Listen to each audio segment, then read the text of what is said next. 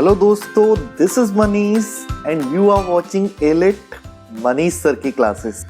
दोस्तों, आज हम प्रॉब्लम प्लेस से related Nobel prize awardee John Galsworthy को डिस्कस करने जा रहे हैं। इनके नाम से पहले लगा OM, ऑर्डर ऑफ मेरिट को दिखा रहा है।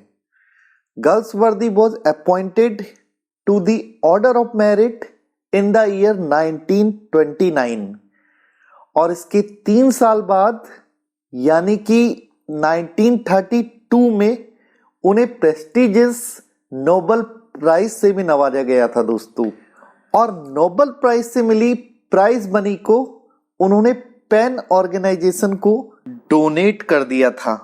इस ऑर्गेनाइजेशन को जॉन गल्सवर्दी द्वारा 1921 में फाउंड किया गया था। गल्सवर्दी से रिलेटेड इन 3 इयर्स यानी कि 1921 जो पेन ऑर्गेनाइजेशन का ईयर है, 1929 जो ऑर्डर ऑफ मेरिट वाला ईयर है और 1932 को जो कि नोबेल प्राइज वाला ईयर है, माइंड में रखते हुए स्टार्ट करते हैं टुडेज क्लास ऑन गल्सवर्दी।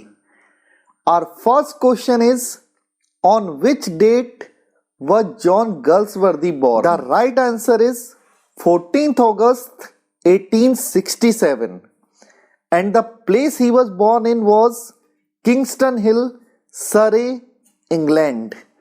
और उनके फादर का नाम भी जॉन गल्सवर्दी ही था दोस्तों।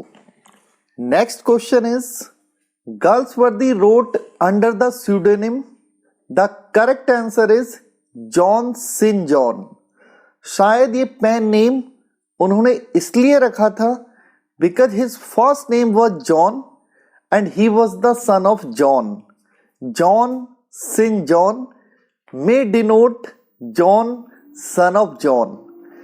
It means John Sinjohn में आने वाले एक जॉन उसके फादर जॉन गल्सवर्दी को दिखा रहे हैं और एक उनको खुद को। और 1904 में फादर की डेथ के बाद उन्होंने इस पेन नेम में लिखना भी बंद कर दिया था दोस्तों।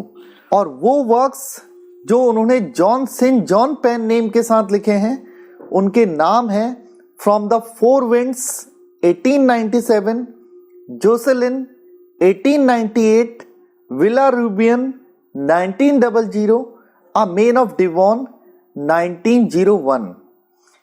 चलिए अब अपने अगले क्वेश्चन में आ जाते हैं। Barnet and you will oblige me about which work Galsworthy talk here. The correct answer is from the 4 winds. Perhaps Galsworthy did not like this work क्योंकि ये उनके शुरुआती वर्क्स में से एक है दोस्तों। इसीलिए उन्होंने लिखा था अगर इस वर्क को आप जला दोगे तो मुझ पर एहसान ही करोगे। Let's move on to the next one now. The passionate story of illicit love of Giles Legard we find in.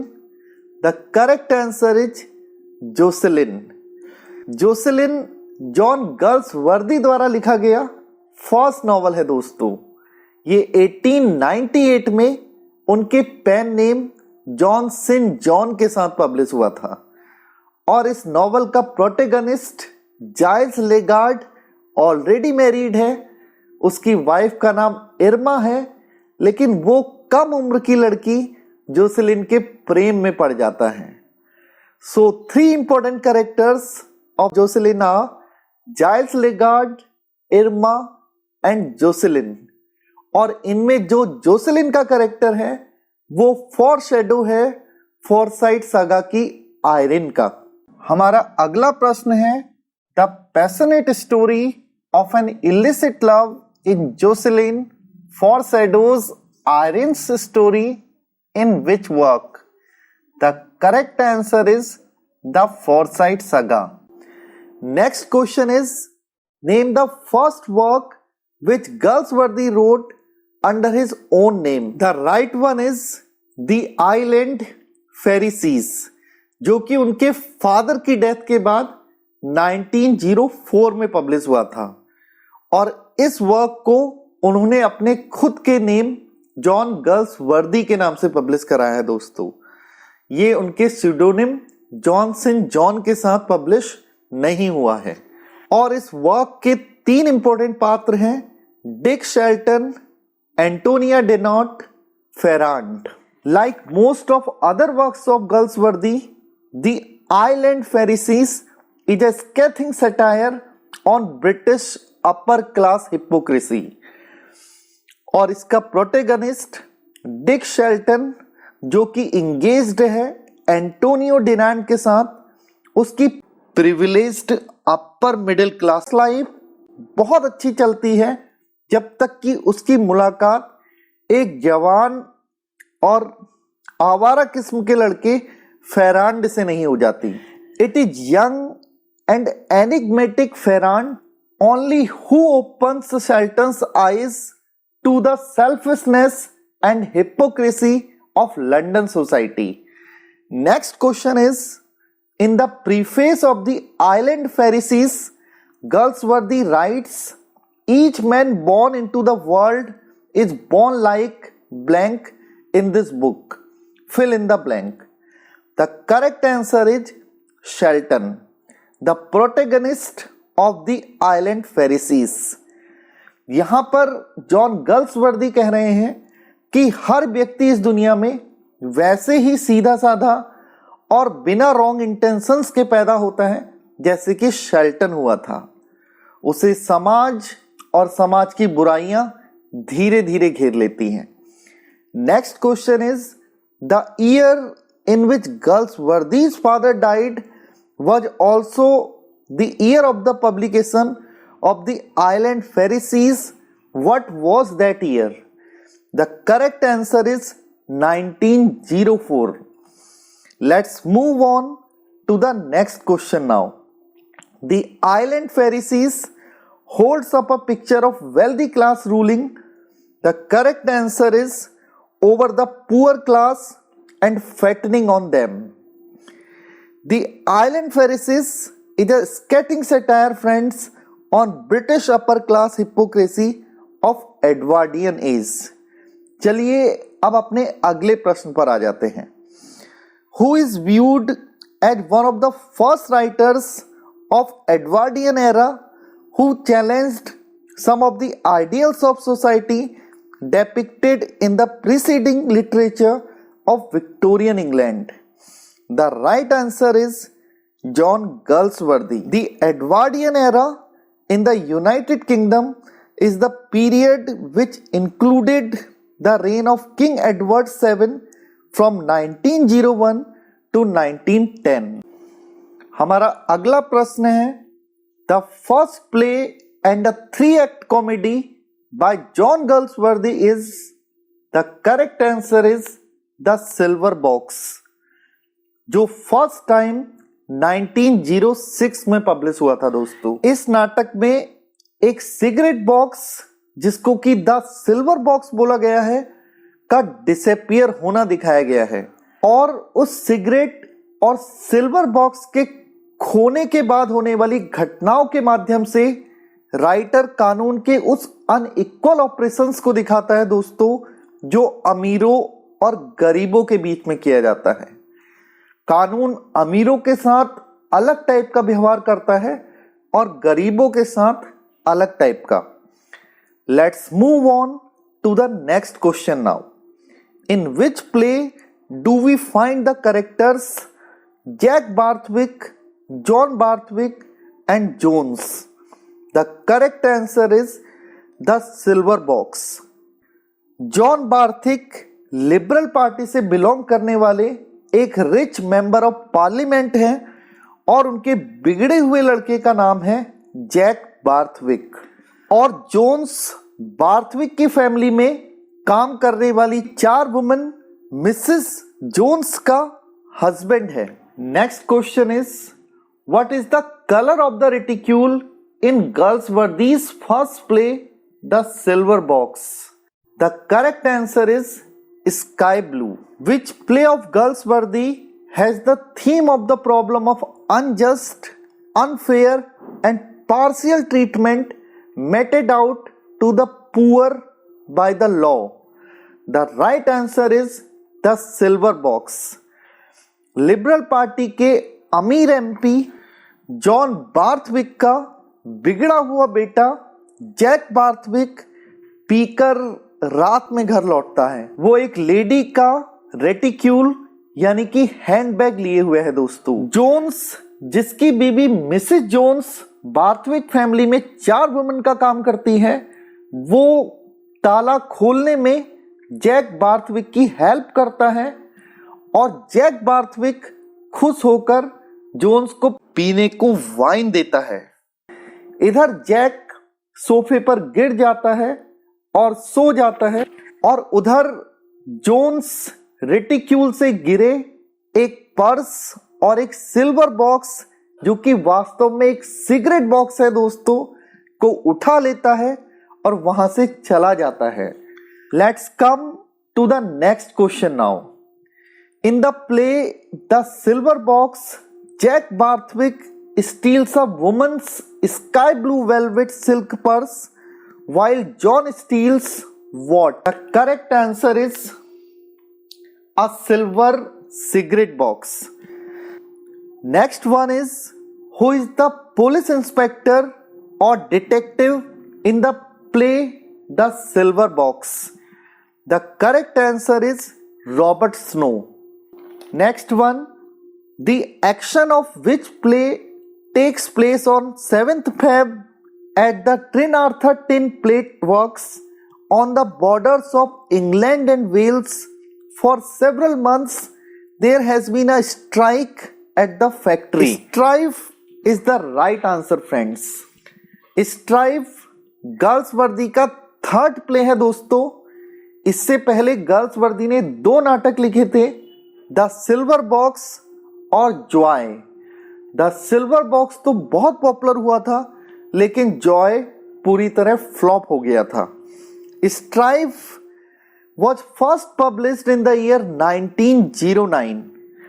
ट्रिनार्था tin plate works के नाम की फैक्ट्री में लंबे समय से अनऑफिशियल स्ट्राइक चल रही है दोस्तों, और ये स्ट्राइक कैपिटलिस्ट्स और वर्कर्स के बीच में खड़े हुए कॉन्फ्लिक्ट की वजह से हो रही है।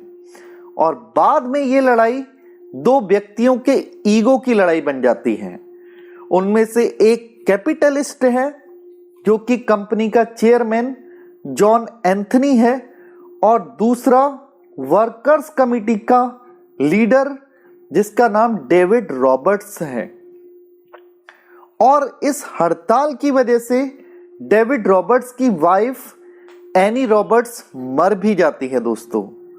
Let's move on to the next question now. There can be one master in a house where the 2 men मीट, the better man will rule. Who is the speaker here? एक मकान में एक ही मास्टर रह सकता है। अगर 2 पावरफुल मैन आपस में मिलते हैं तो रूल वही करता है जो बेटर मैन होता है। ये बात किसके द्वारा की गई है? इस बात को कंपनी के चेयरमैन जॉन एंथनी द्वारा बोला गया है दोस्तों। जॉन एंथनी यहां पर 2 men की बात कर रहा है। उनमें से एक वो खुद है और दूसरा डेविड रॉबर्ट्स, जो कि वर्क्समैन कमिटी से बिलोंग करता है। और इन दोनों के अलावा बाकी के जो इंपॉर्टेंट कैरेक्टर्स हमें इस प्ले में मिलते हैं, उनके नाम हैं साइमन हार्नेस, अ ट्रेड यूनियन ऑफिशियल। ये वो व्यक्ति है दोस्तों जो कैपिटलिस्ट्स और वर्कमैन के बीच में सुलह करने का पूरा प्रयास करता है। फ्रांसिस अंडरवुड और एनी अंडरवुड हस्बैंड वाइफ हैं, जो कैपिटलिस्ट तो हैं लेकिन वर्कर्स के साथ भी अपनी सिंपैथी रखते हैं। Francis Underwood Trenartha tin plate works company में मैनेजर है और एनी अंडरवुड कंपनी के चेयरमैन यानी कि जॉन एंथनी की बेटी है। इसके अलावा एनीज रॉबर्ट्स एनी अंडरवुड की मेड है और डेविड रॉबर्ट्स की wife.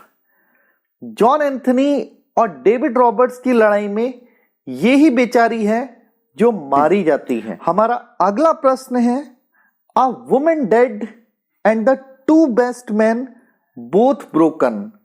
Who is the speaker? The correct answer is Harness. Simon Harness, जो कि भला आदमी है, वो स्ट्राइकर्स को अपनी स्पीच के थ्रू समझाता है कि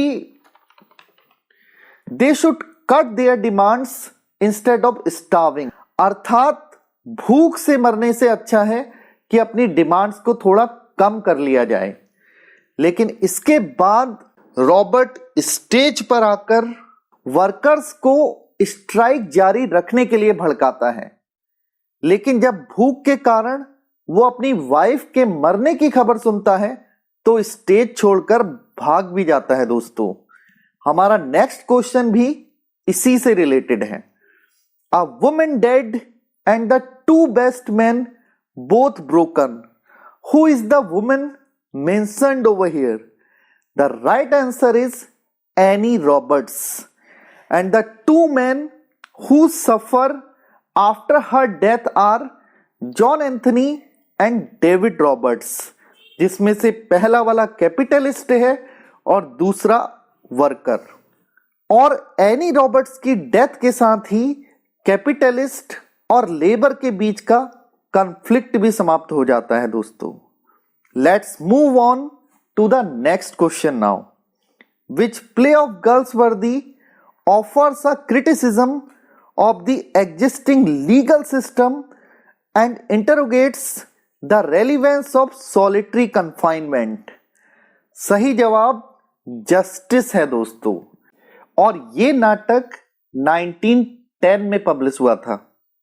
द प्ले जस्टिस उस अभियान का हिस्सा था जिसमें ब्रिटिश प्रिजन्स की कंडीशंस को सुधारने की मुहिम चलाई गई थी।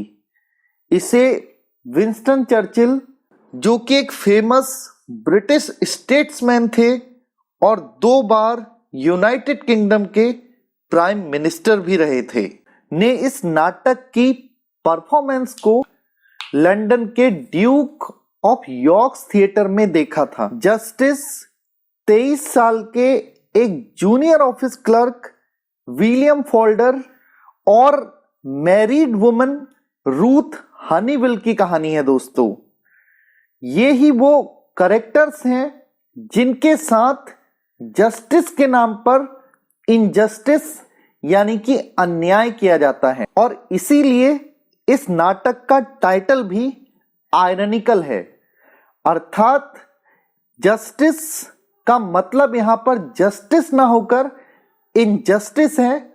और ये इनजस्टिस जिन 2 जनों के साथ किया गया था वो है William Falder and Ruth Honeywill. Next question is, in which play do we find Robert Cokeson? सही जवाब जस्टिस ही है दोस्तों। फोल्डर और रूथ के बाद अगला इंपॉर्टेंट कैरेक्टर रॉबर्ट कोक्सन ही है। ये एक सीनियर क्लर्क है जो कि चेक में की गई उस फॉर्जरी को पकड़ लेता है जिसमें 9 को एक 0 बढ़ाकर 90 बना दिया गया था। विलियम फोल्डर पर संदेह किया जाता है और विलियम फोल्डर अपनी गलती मान भी लेता है और वो कहता है कि उसने ये सब कुछ अपनी स्वीट हार्ट रूथ हनीविल को उसके ब्रूटल हस्बैंड से बचाने के लिए किया था। Next question is, who stands as a foil to his father and owing to generosity and clear view of events he जजेज everything on the human ground and tries his best to dissuade his father from sending Folder to prison? The correct answer is Walter Howe. John गल्सवर्दी के नाटक justice में James how और Walter how solicitors firm के owners हैं। दोस्तों, ये father और सन हैं। जेम्स हाउ सीनियर सॉलिसिटर हैं और वॉल्टर हाउ जूनियर, लेकिन दोनों का एटीट्यूड अलग अलग है।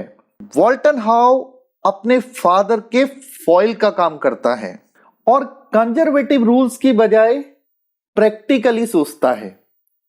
Our next question is, Folder is convicted and is sentenced to how many years penal servitude?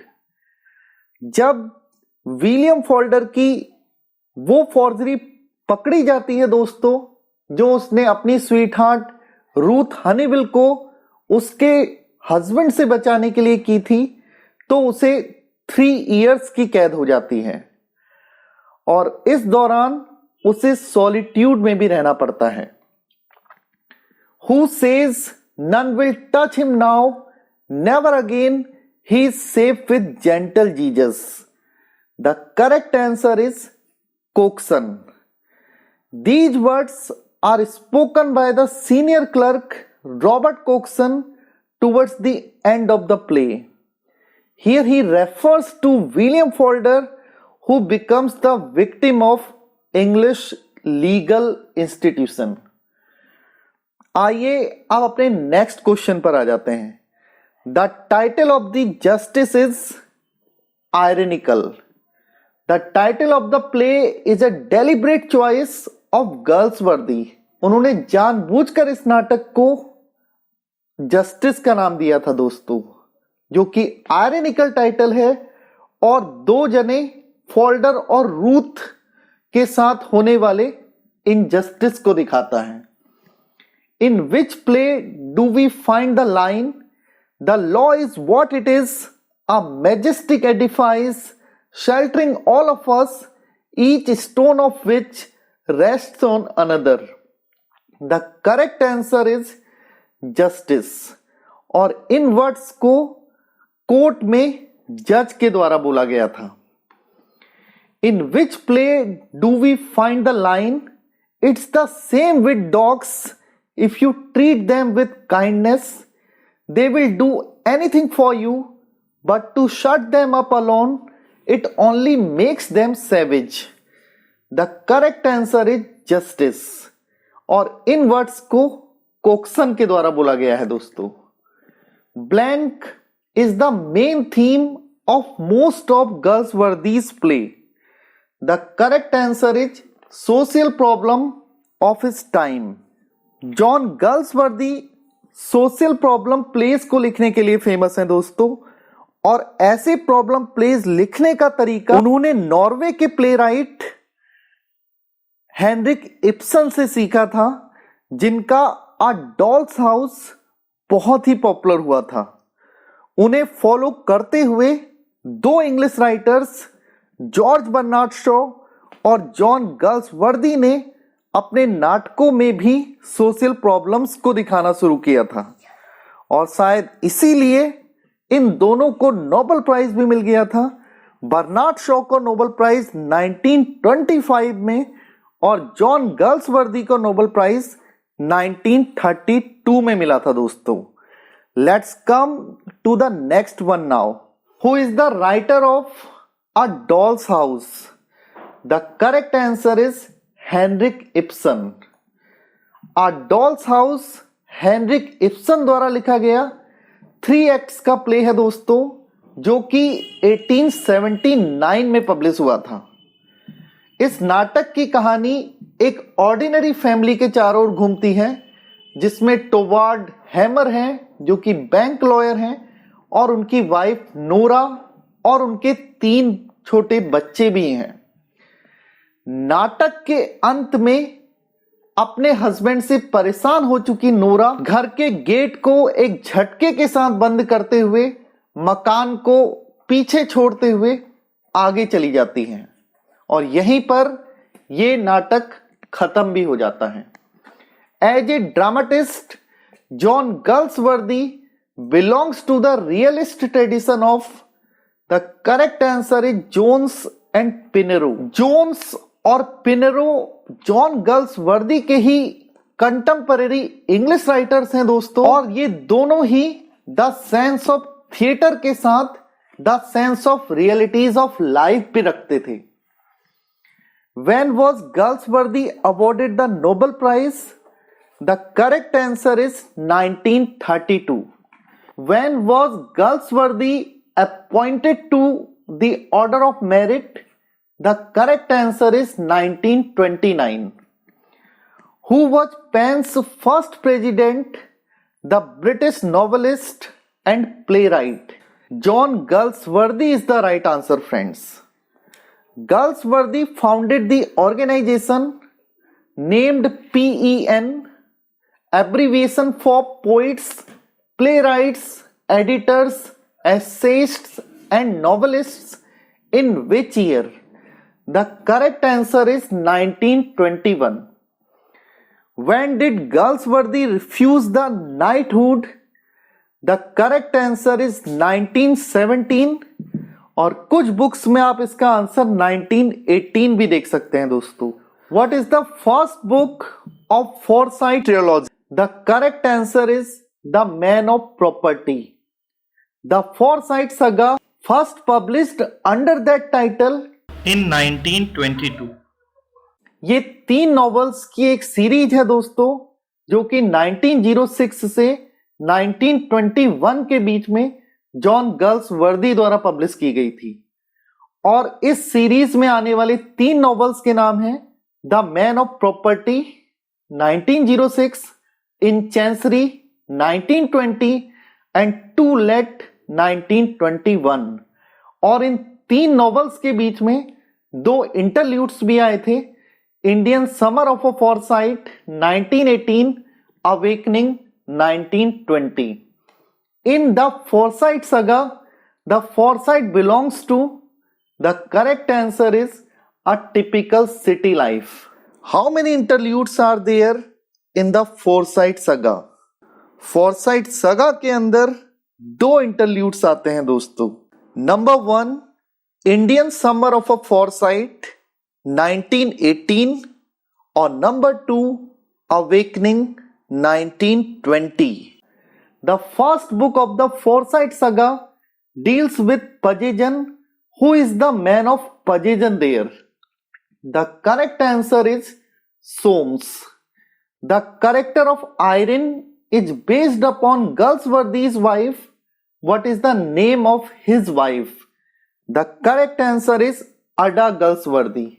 Next question is, in the Man of Pagejan, Irene, the wife of Soames, falls in love with, the correct answer is Bossuet.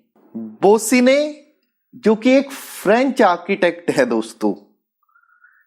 How does Bosinney die? Bosinney की death London में एक traffic accident में हो गई थी. In Chancery, the second novel in the Forsyte saga shows the love between Irene and the right answer is young Jolyon Forsyte. हमारा अगला question है, the story of the old Jolyon is told in the interlude. The correct answer is Indian Summer of a Forsyte. Indian Summer of a Forsyte is an interlude between the first 2 books of the Forsyte saga. Who falls in love with Irene in this part? The correct answer is old Jolyon, who is the last of the Forsyte elders, who dies at the age of 100. The correct answer is Timothy. John Galsworthy's ideas on drama are found in, the correct answer is The Inn of Tranquility. The Inn of Tranquility, जिसका subtitle studies and essays है दोस्तों. It is a collection of short stories and essays and was originally issued in 1912. The Forsyte chronicle includes how many novels and several interludes? The correct answer is 9. The Forsyte Chronicles के अंदर 9 novels आते हैं दोस्तों, और साथ में बहुत सारे इंटरल्यूड्स भी. इन नॉवेल्स को 3 ट्रिलॉजीज में डिवाइड किया गया है. फर्स्ट ट्रायलॉजी का नाम है the Forsyte saga. Second trilogy is a modern comedy and the third one is end of the chapter. The Forsyte saga के अंदर 3 नॉवल हैं, the man of property, in chancery and to let. ऐसे ही modern comedy के अंदर भी 3 novels हैं, the white monkey, the silver spoon and swan song. and of the chapter also includes 3 novels, Made in Waiting, Flooring Wilderness, and One More River. The last question of the day is, in the second novel of Forsyte Saga, in Chancery, Irene and Soames divorce. Irene marries Jolyon and bears a son John, while Soames marries Anity and bears a daughter Fleur. In which novel of Galsworthy, Fleur and John grow up and fall in love with each other? The correct answer is To Let foresight saga trilogy का last novel है दोस्तों. With this I and today's class friends. Thank you very much.